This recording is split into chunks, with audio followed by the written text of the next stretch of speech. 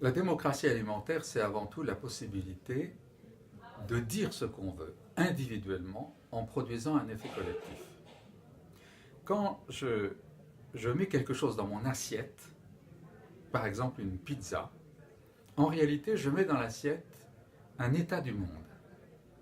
Parce que peut-être que le blé, il vient du Mali ou d'Ukraine. La sauce tomate de la pizza, c'est peut-être des tomates qui viennent d'Andalousie, qui sont parties en Chine, qui ont été transformées en sauce en Chine et qui reviennent sur ma pizza en Europe. Peut-être que la sauce tomate, elle a fait 20 ou 30 000 kilomètres. Peut-être que les lardons, ils viennent de, je sais pas quoi, d'Amérique du Nord ou ailleurs. J'ai dans mon assiette, avec cette pizza, une image du monde. Cette image du monde, c'est le résultat d'une situation mondiale. Si je peux me dire, est-ce que j'ai vraiment envie que le blé que je consomme par la pâte vienne du Mali, alors qu'au Mali, ils ont besoin de blé pour manger? Alors je vais peut-être me dire, qu'est-ce que je pourrais manger qui change l'image du monde que je mets dans mon assiette? Et si nous sommes nombreux à exprimer ça, alors nous pouvons avoir une influence sur le monde. Et qu'est-ce qu'il faut pour ça? Il faut avoir à la fois une information et une éducation. Je suis un consommateur mangeur.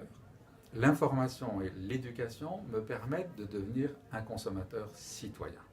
Si on ne m'informe pas, je reste un mangeur, je ne deviens pas un citoyen. Si je ne sais pas que le blé vient du Mali, si je ne sais pas que la sauce tomate fait 20 000 km ou 30 000 km, je reste un mangeur. Et ce sont d'autres qui décident pour moi. D'abord l'information.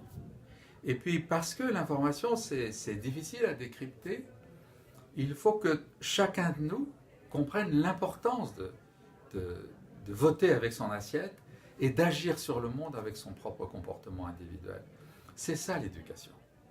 L'éducation, c'est ce qui me permet de dire, de faire en sorte que dans ma vie, je sois le porteur individuel d'un projet de sécurité alimentaire pour le monde entier. Chacun de nous a quelque chose de cette responsabilité, à condition qu'il soit informé et éduqué.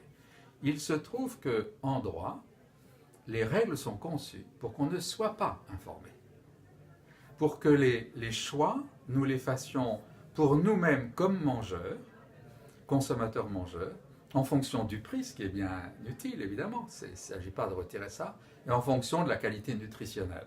C'est-à-dire c'est moi qui regarde moi quand il choisit ce qu'il mange.